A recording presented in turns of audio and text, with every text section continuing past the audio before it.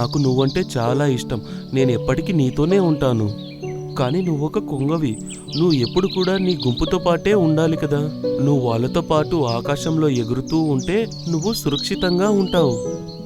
ఆ మాట విని చింకు వెళ్లి టింటిన్ని హత్తుకుంది. టింటిన్ కూడా చింకుని హత్తుకున్నాడు. మరుసటి రోజు మళ్లీ కొంగల గుంపు ఆకాశంలో ఎగురుకుంటూ వెళుతుండగా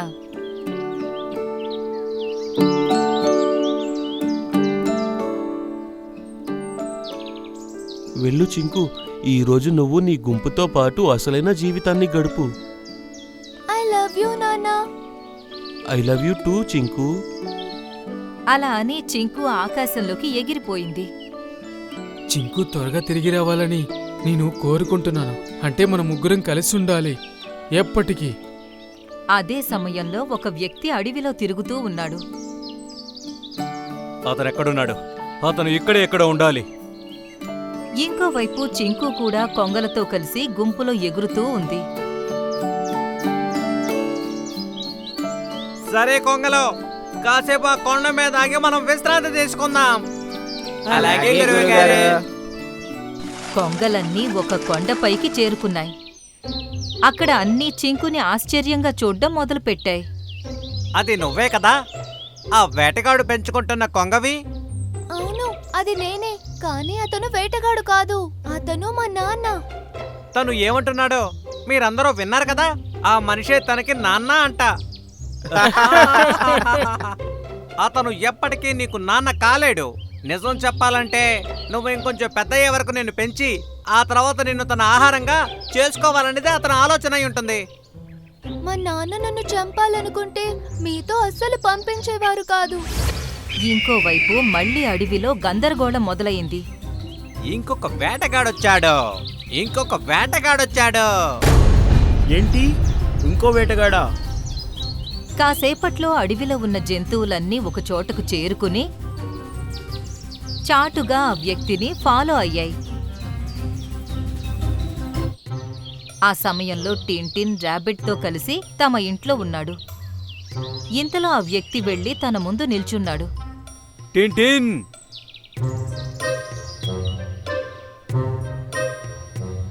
మీరెవరు? టింటిన్ బాబూ, నేనే నీ నాన్నని. మీ నాన్నని నేను.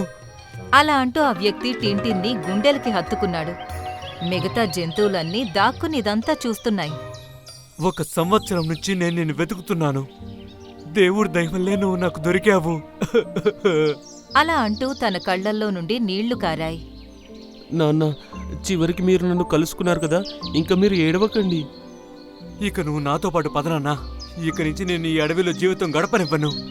ఇంతలో ర్యాబిట్ టింటిన్తో ఇలా అంది. టింటిన్, నన్ను ఇంకా చింకును వదిలేసి వెళ్ళిపోతావా నువ్వు? నాన్న, చింకు నన్ను నాన్న అనుకుంటుంది. ఇంకా ర్యాబిట్ కూడా నా స్నేహితుడు. మీరు ఈ ఇద్దరిని కూడా మనతో పాటు తీసుకొస్తే నేను కూడా మీతో పాటు వస్తాను. ఇంతలోనే ఒక కొంగ అక్కడికొచ్చింది. టింటిన్, నీకోసం ఒక సందేశం తీసుకొచ్చాను. ఏం సందేశం? చింకు ఇప్పుడు వాళ్ళ గుంపులో చేరి చాలా సంతోషంగా ఉంది. ఇప్పుడు తను నీతో ఉండాలి అనుకోవట్లేదు. కొంగ మాట విని టింటిన్ కళ్లల్లో నీళ్లొచ్చాయి. తను ఇలా ఎందుకు మాట్లాడింది? మమ్మల్ని అక్కడికి త్వరగా తీసుకువెళ్ళు. పర్వాలేదు ర్యాబిట్, ఇప్పుడు చింకు సంతోషంగా ఉంది. చింకు నా గురించి ఏం ఆలోచిస్తుందో దాని గురించి నాకేం పర్వాలేదు. నువ్వు కావాలంటే మాతో పాటు రావచ్చు. లేదు, నేను దీని గురించి చింకుతో మాట్లాడే తీరుతాను. టింటిన్, నువ్వు వెళ్ళకు, ఇక్కడే ఉండిపో. టింటిన్, నువ్వు నాతో పాటు పద. నేను నిన్ను ఇక్కడ వదిలిపెట్టలేను. సారీ ర్యాబిట్, నేను మా నాన్న మాటని కాదని ఇక్కడ ఉండలేను. నేను వెళ్ళాలి. చింకుకి నా గుడ్ బై తప్పకుండా చెప్పు.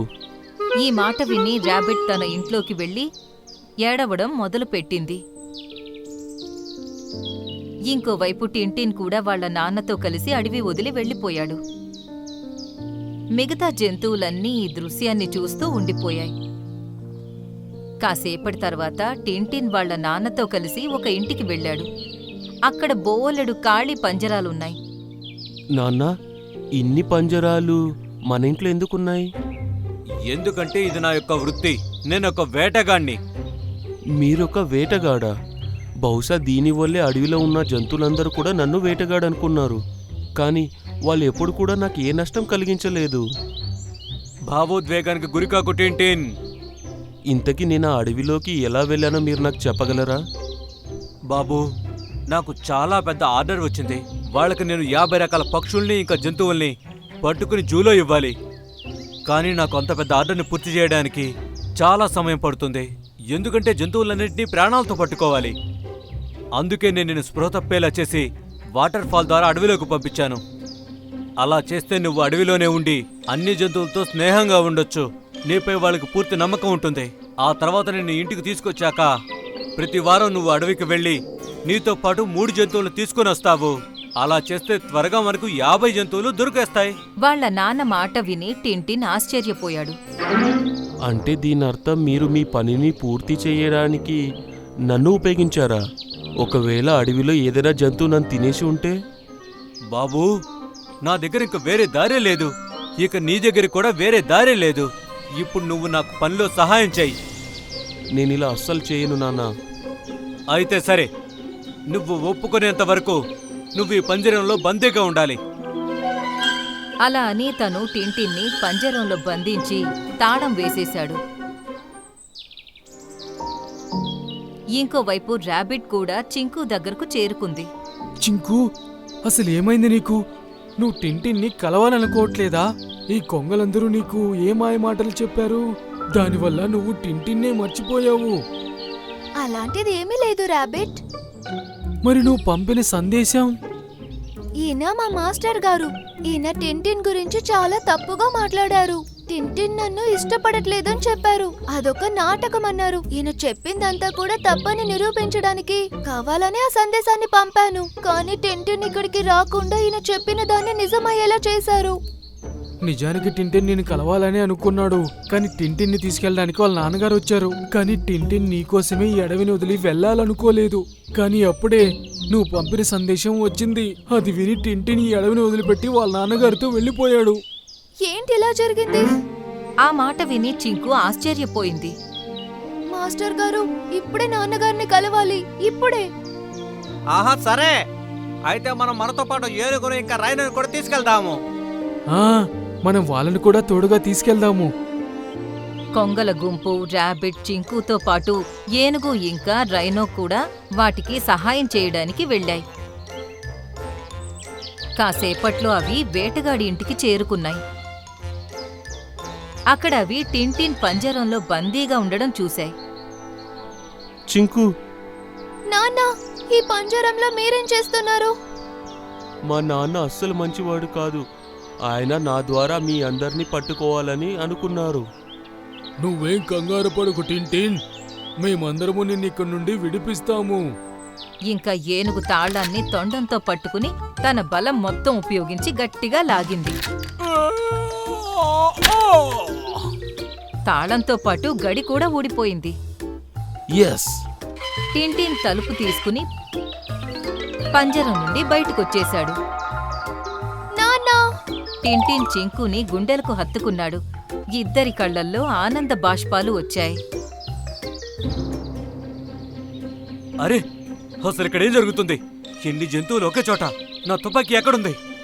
వేటగాడు అటూ ఇటూ తన తుపాకీ కోసం వెతుకుతున్నాడు. సరే, మేము నీకేదన్నా సహాయం చేస్తాము. అలా అంటూ కొంగలన్నీ తన మీదకు దాడి చేశాయి.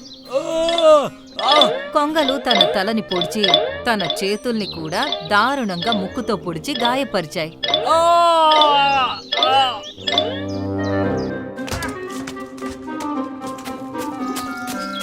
ఆ తర్వాత రైనో ఒక్క గుద్దుతో తనని కిటికీలో నుండి బయటకు పడేసింది.